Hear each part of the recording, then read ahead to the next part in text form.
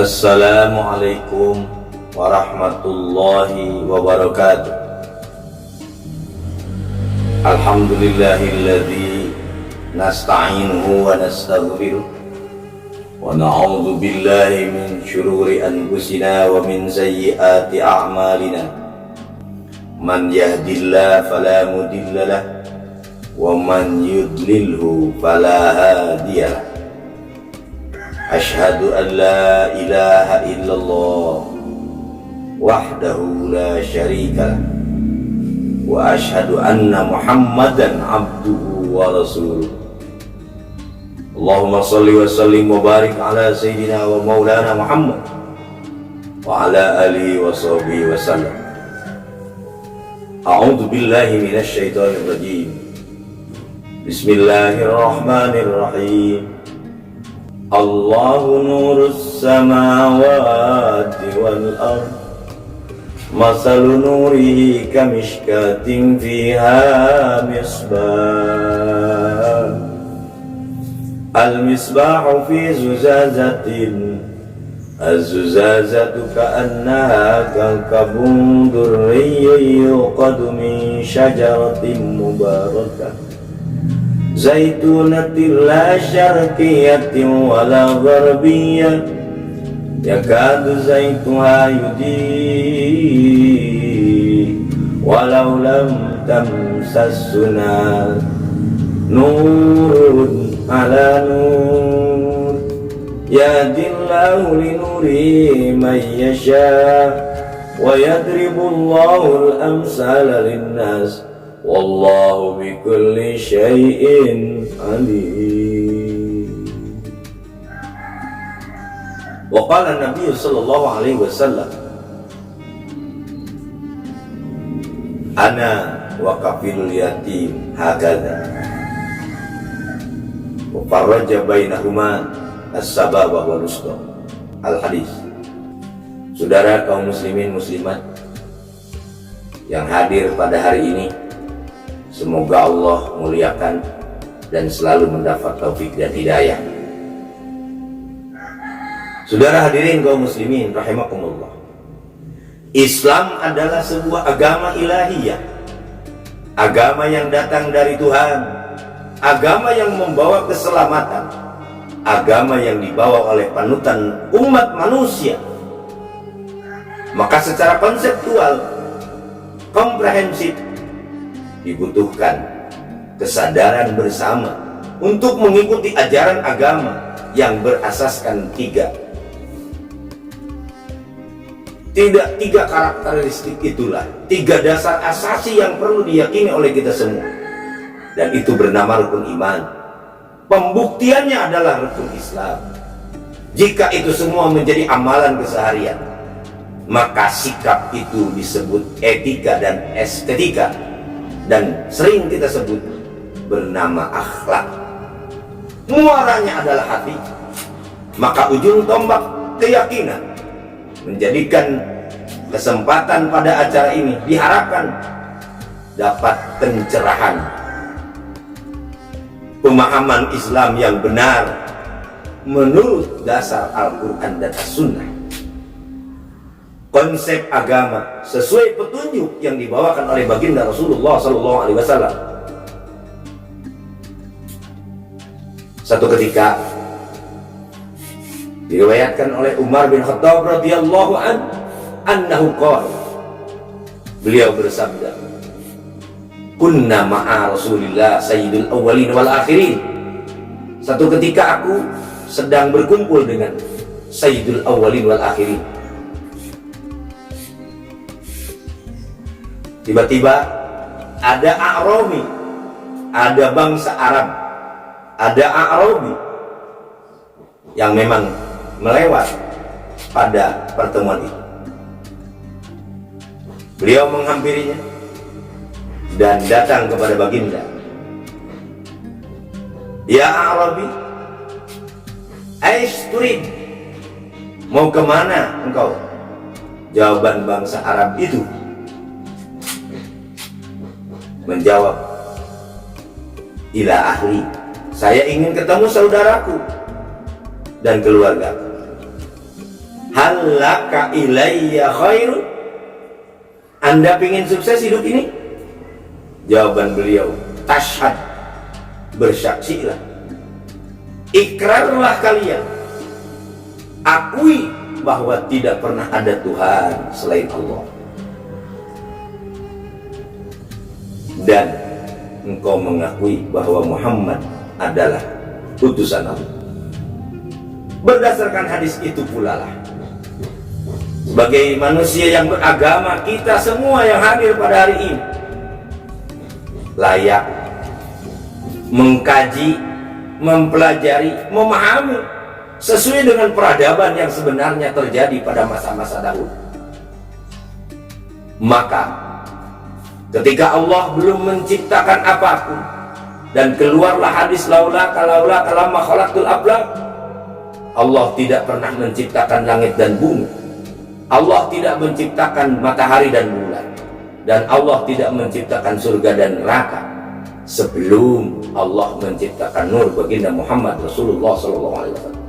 Dan itu tersirat dalam Al-Quran, surat An-Nur ayat 35 yang tadi saya bacakan, nurun ala nur. Perjalanan pertama ketika manusia awal turun ke dunia itu bernama Abul Basar. Beliau adalah Adam alaihissalam beserta ibu Hawa. Pada suatu ketika, sesuai dengan kisah yang diceritakan dalam Al-Quran surat Al-Baqarah ayat 39, Bismillahirrahmanirrahim, wa idh qulna lil malaikati isjudu li Adam fasajadu illa iblis. Ketika kami perintahkan untuk semuanya menyembah kepada Adam, semuanya menolak, semuanya menerima kecuali Adam. Sempat Adam pun protes dan bertanya bahkan sekaligus kepada Allah, ya Rabb, lima tasifuna min khalfi dhari sufufan, kenapa malaikat semuanya berbaris di belakangku, kata Adam. Wah, apa jawaban Allah pada saat itu? Allah menjawab, wahum yanduruna ila nuri habibi Muhammad Rasulullah sallallahu alaihi wasallam. Malaikat, jin, dan seluruh yang ada di muka bumi ini ciptaan Allah bukan menyembah kepadamu wahai Adam secara jasadi, tapi di balik itu ada ruh Ahmad pada masa itu. Itulah yang dimaksud dengan nurun ala nur, kekasih kami, kata Allah. Begitu pula yang terjadi kepada nabi-nabi yang dahulu sesuai dengan fakta sejarah.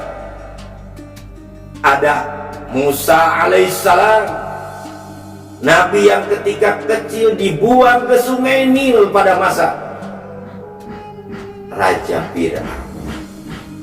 Tidak jauh beda apa yang terjadi kepada Nabi Ibrahim alaihissalam, juga sama dibuang, diwadahi ke sebuah peti di zaman Raja Namrud.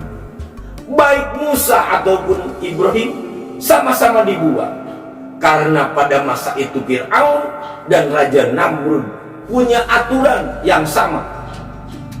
Yudzabbihuna abna'akum wa yastahyuna nisa'akum. Aturan yang sama. Apabila ada bayi yang lahir pada masa itu, mereka harus dibunuh. Dianggapnya akan mengganggu kerajaan Namrud dan kerajaan Firaun. Apa yang terjadi? Musa dengan selamat, bahkan sampai diselamatkan oleh istrinya sendiri bernama Siti Asia. Begitu pula Ibrahim, ketika ayahnya ketakutan dibuang ke sebuah rimba dengan petinya di sebuah guha, dianggapnya Ibrahim telah wafat.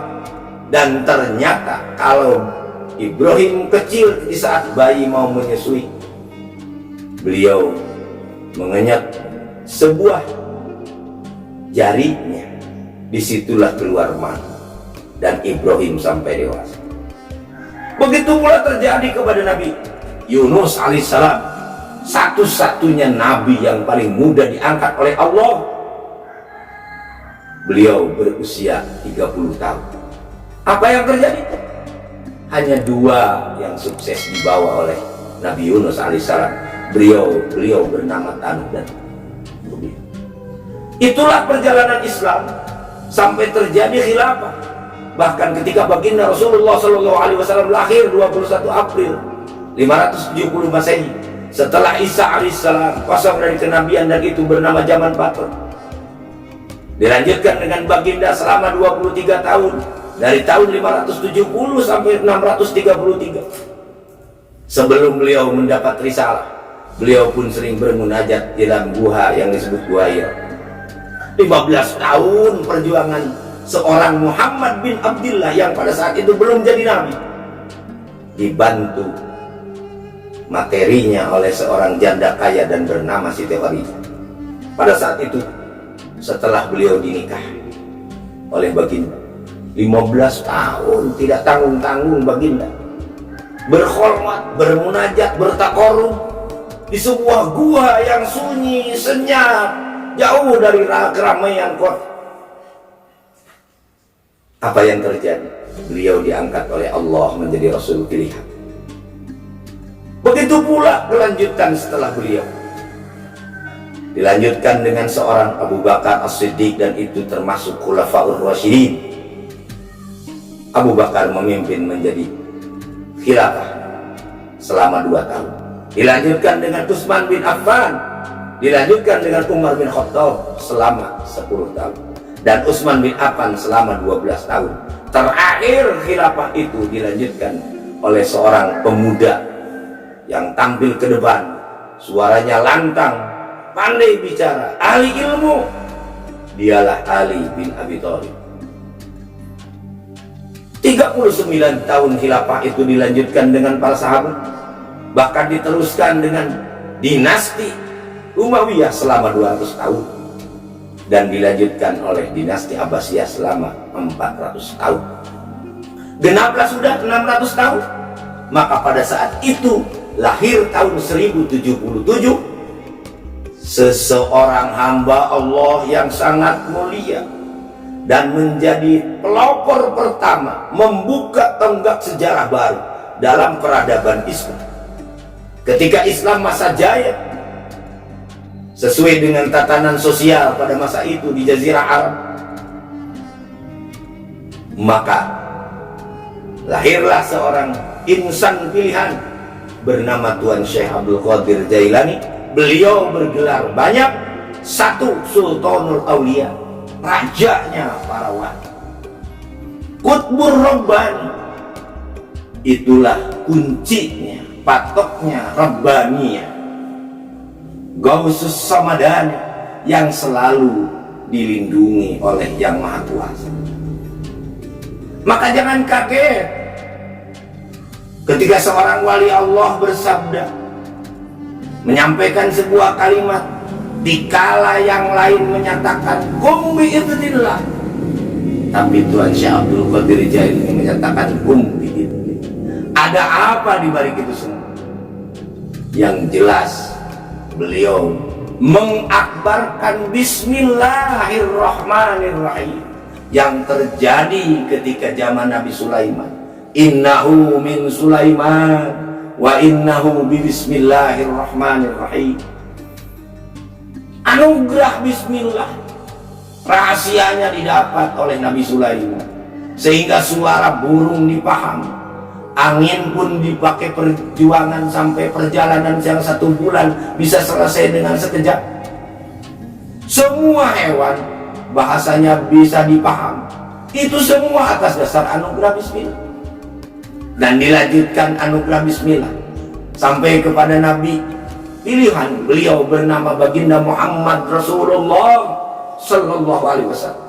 Dan pada masa tahun 1077 keluarlah seorang wali Allah yang disebut tadi bernama Tuan Syekh Abdul Qadir Jailani.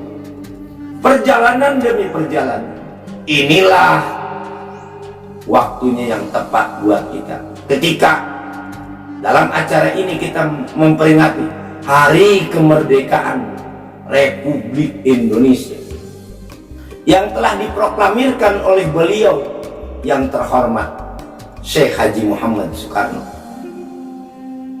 Kenapa dan apa?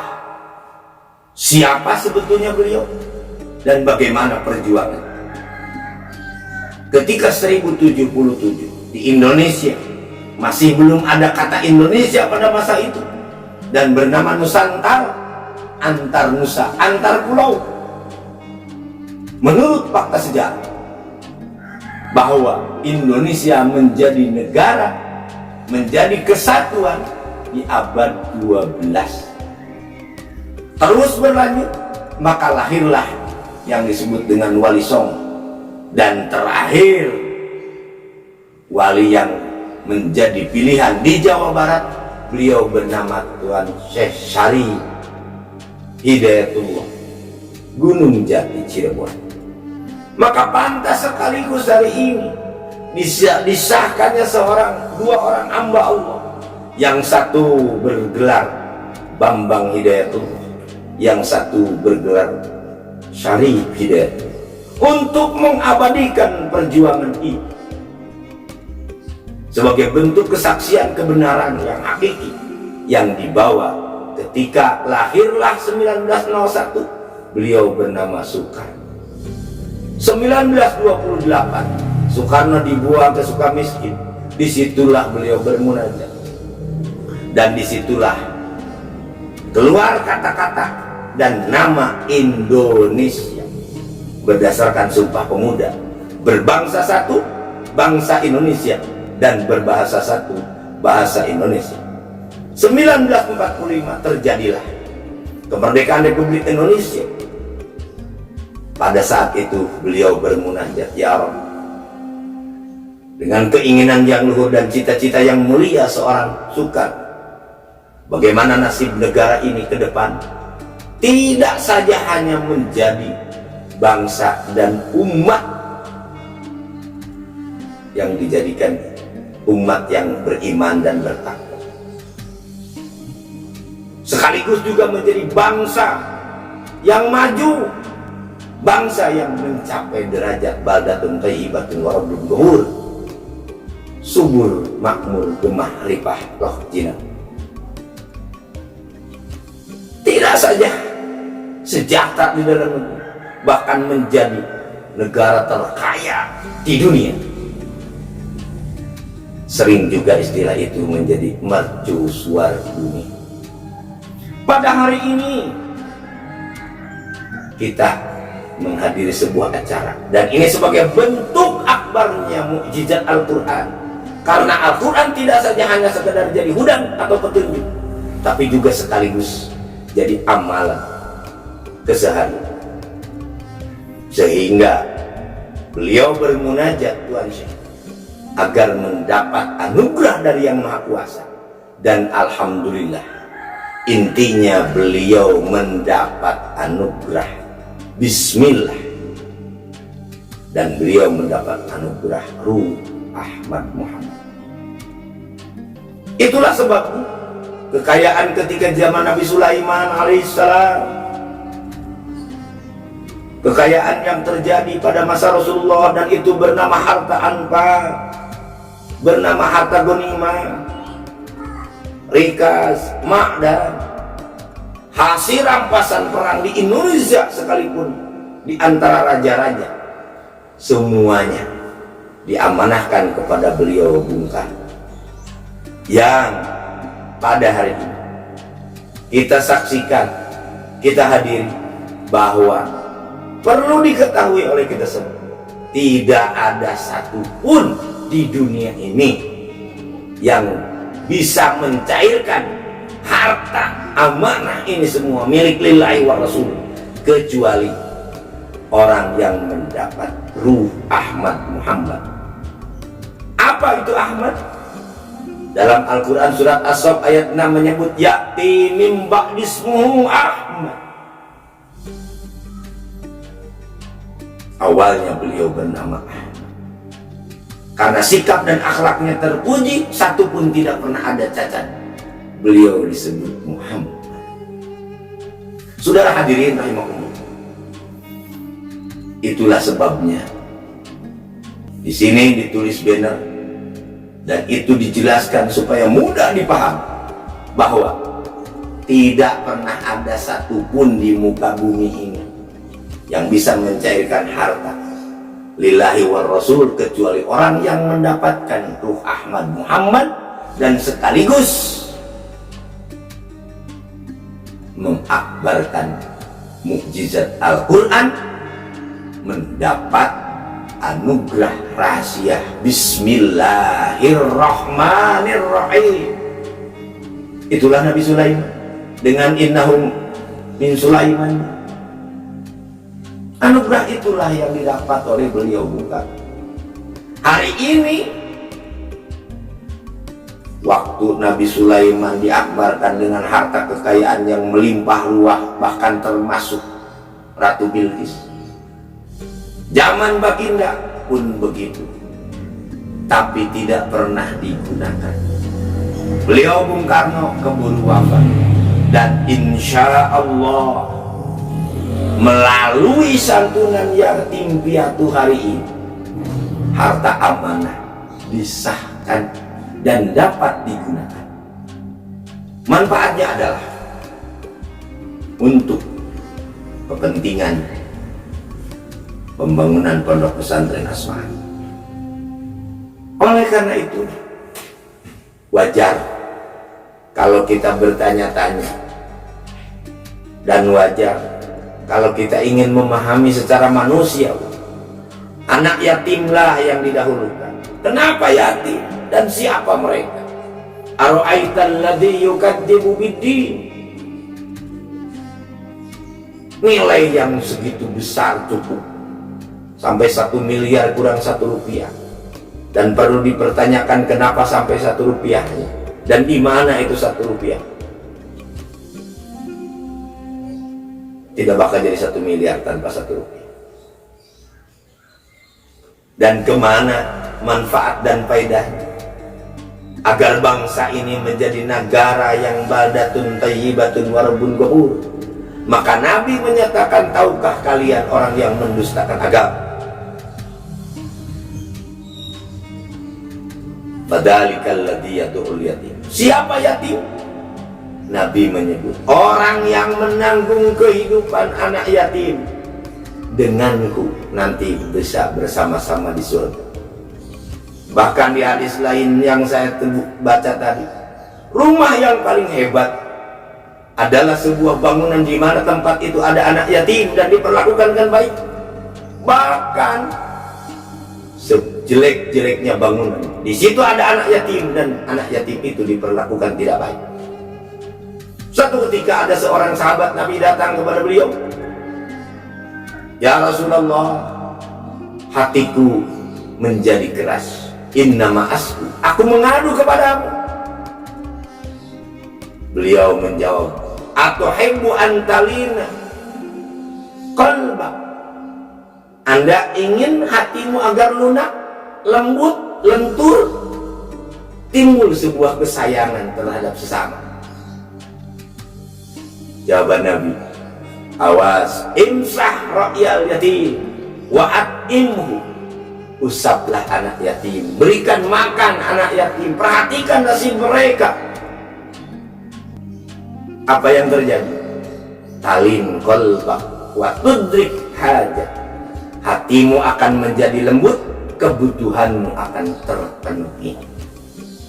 Itulah sebabnya makna hadis menyebut ana awwalu syafi'in musyaffa. Aku yang pertama mendapat syafaat. Berarti ada yang memberi. Kata baginda Muhammad bin Abdullah, wa awwalu musyaffa'in. Dan aku yang pertama memberi. Kalau tadi merasa diberi, berarti selanjutnya akan memberi. Siapa yang memberi dan siapa yang diberi? Ketika Muhammad bin Abdullah menerima dari seseorang, maka itulah yang dimaksud milik lillah. Kita lihat surat Maryam ayat 87. Syafaat ada 3 syarat. La yamlikuna syafa'ata illa man ittakhadha 'inda ar-rahmani 'ahd. Syafaat itu tidak bisa dimiliki kecuali punya janji setia dengan Ar-Rahman, dengan Allah Subhanahu wa ta'ala. Tidak mungkin kita menerima syafaat tanpa ada janji setia dengannya. Tapi itu semua tidak bakal kita gunakan, dan tidak mungkin kita diberikan memanfaatkan itu tanpa izin dan ridho. Di surat itulah Allah menyebut yauma idzin la tanfa'us syafa'atu illa man adzina lahu ar-rahman wa radiya lahu qawlan. Pada hari itu tidak ada satu pun manfaat syafaat apabila tidak ada izin dari Ar-Rahman dan ada ridho. Izin kalau tidak ridho tidak dapat jaminan. Oleh karena itu pertanyaannya, siapa Ar-Rahman? Atau Somad menyebut isyaratun liwujudihi sallallahu alaihi wasallam. Pantas ketika mengingat kita Muhammad bin Abdullah, Muhammad Rasulullah, dan Muhammad sallallahu alaihi wasallam, kesemuanya itu disandang jabatannya oleh Muhammad bin Abdullah pada masa itu. Mudah-mudahan kehadiran Bapak Ibu pada hari ini, yang pertama mengesahkan harta anak yatim, harta amanah melalui santunan anak yatim. Yang kedua, kita sekaligus memperingati hari ulang tahun kemerdekaan Republik Indonesia. Dan yang ketiga, semoga kita harapkan semua yang hadir di tempat ini bisa dihadiri oleh ruh baginda Muhammad Rasulullah sallallahu alaihi wasallam, dan semuanya kita dijadikan hamba-hamba yang beriman dan bertakwa, agar kita mendapat keselamatan dunia dan akhirat. Tidak banyak yang saya sampaikan. Tentu bila ada kata-kata yang kurang berkenan, mohon maaf, karena ini atas dasar kemurnian saya sendiri. Kalaupun ada kebaikannya, itu murni dari Allah dan Rasulullah SAW. Sekian. Billahi taufiq wal hidayah. Wassalamualaikum warahmatullahi wabarakatuh.